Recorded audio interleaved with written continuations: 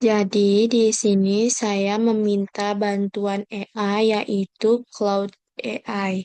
Di sini saya minta untuk carikan jurnal Q1 sampai Q4 tentang kromatografi cair dan kromatografi gas, prinsip kromatografi cair, prinsip elusi, elusi isokratik dan gradien, parameter dasar kromatografi cair, waktu retensi, efisiensi kolom, resolusi, karakteristik analit untuk kromatografi gas, fase diam dan fase gerak, senyawa volatil dan semi-volatil, aplikasi LC dan GC dalam analisis farmasi.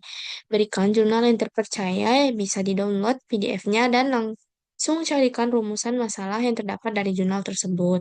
Kemudian cari jurnal kedua yang bisa membantu menjawab atau memperkuat dari rumusan masalah di jurnal pertama. Kemudian saya diberikan jurnal ini, sudah saya susun. Jurnal yang pertama yaitu judulnya Comprehensive Review on Serial Citationary Phase in Single Common Simultaneous Serial Achiral HPLC Separation Methods. Nah, dari dalam jurnal ini mengatakan bahwa HPLC merupakan golden star untuk analisis obat baik dari sampel biologis, farmasi maupun lingkungan.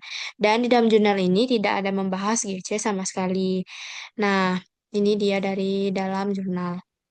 Nah, dari situ timbul suatu pertanyaan untuk saya yang saya langsung jadikan sebagai rumusan masalah dengan bantuan AI. Yaitu rumusan masalahnya bagaimana prinsip pemisahan pada kromatografi gas GC termasuk fase diam, fase gerak, dan aplikasinya dalam analisis farmasi. Mengingat jurnal yang tadi sama sekali tidak membahas GC. Nah, jurnal yang didapat yaitu ini yang berjudul Gas Chromatography Mass Spectrometry, A Comprehensive Review of Synergistic Combination and Their Application in the Past 2 Decades. Nah, dari jurnal ini diberitahu prinsip kerja GESI. Iya, GESI. Prinsip kerjanya yaitu GESI beroperasi berdasarkan prinsip bahwa pemanasan campuran menyebabkan pemisahannya menjadi zat-zat yang berbeda. Gas-gas yang dipanaskan ini diangkut melalui kolom yang menggunakan gas inert seperti nitrogen atau helium. Dan setelah melewati kolom ini, gas tersebut menuju ke tahap MS. Nah, di sini di jurnal ini juga menjawab tentang prinsip kerja GC. GC. Mekanisme operasional kromatografi gas spektrometri massa (GCMS) melibatkan pengenalan sampel organik ke dalam saluran masuk, di mana sampel tersebut diuapkan. Sampel yang telah diuapkan kemudian didorong melalui kolom kromatografi gas atau GC oleh gas pembawa dengan kemurnian tinggi seperti helium atau nitrogen. Pemisahan ini terjadi berdasarkan interaksi komponen sampel dengan material kolom. Komponen yang terpisah diarahkan ke bagian spektrometri massa, atau MS.